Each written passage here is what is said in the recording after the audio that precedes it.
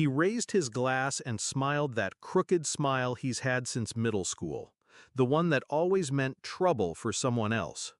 "To my baby brother," he said loudly, eyes gleaming, "the family disgrace who finally finished one of his 3 degrees." Laughter. Real, loud, from both sides of the table. Dad chuckled behind his napkin. Mom looked away like she didn't hear. 40 people, a long oak table, turkey, wine, candles, and silence, except for the echo of that word, disgrace. I didn't blink, didn't flinch, just reached for my glass. Across from me, his fiancée, Anna, touched his arm, gently. Her jaw was tight. She knew. They all would, soon. People think betrayal is one big blow.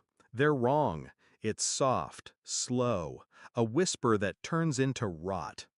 I used to worship Mark, my older brother, the golden child, varsity letters, Ivy League, perfect teeth and perfect timing.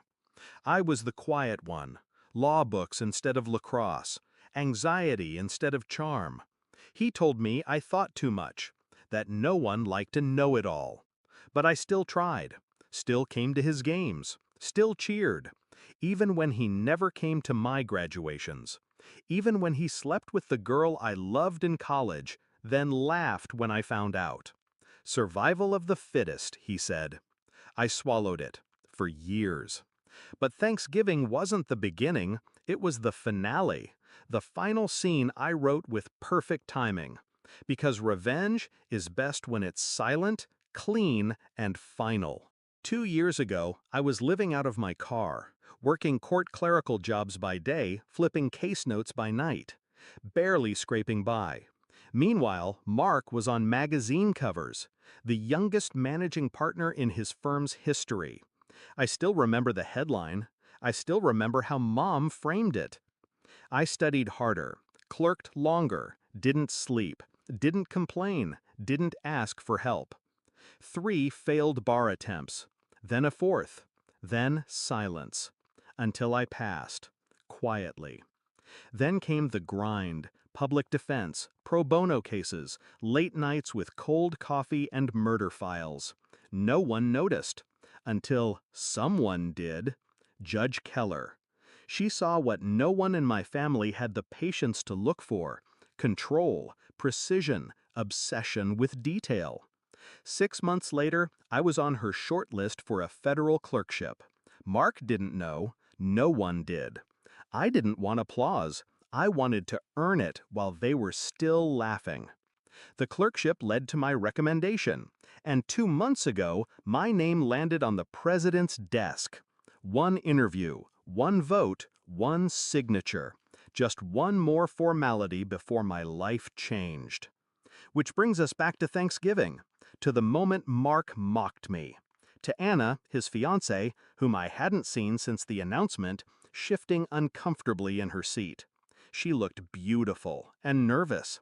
She knew it was coming. I'd told her a week earlier, over coffee. She didn't believe me at first, until I showed her the letter, signed, stamped, official. I waited until dessert, then I stood, slow, calm, glass in hand. "I do have some news," I said, voice steady. Mark smirked. "Please tell us it's not another online course." More laughter. Anna didn't laugh.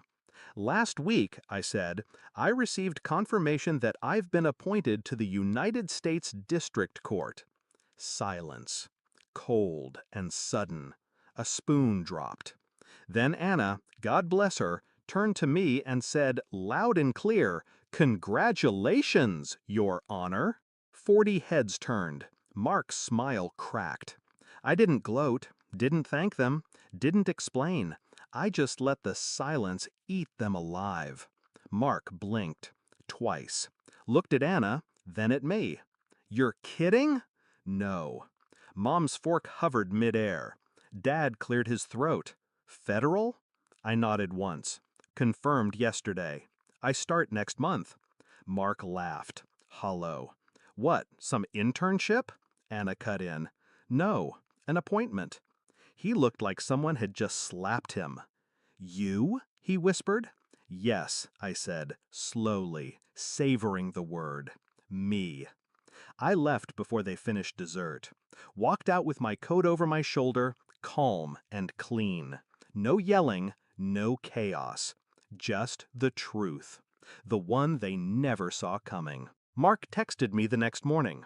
You could have told us. I didn't reply, because telling them wouldn't have mattered. They never heard me anyway. The news hit the local papers 2 days later. Photo, title, swearing-in ceremony. I didn't invite them, but Anna came. She stood in the back, hands folded, eyes proud. I heard she left him the week after. Sometimes revenge doesn't need fire. Sometimes it just needs silence, patience, and a room full of people who once laughed at you. And one title they can never take back: your honor.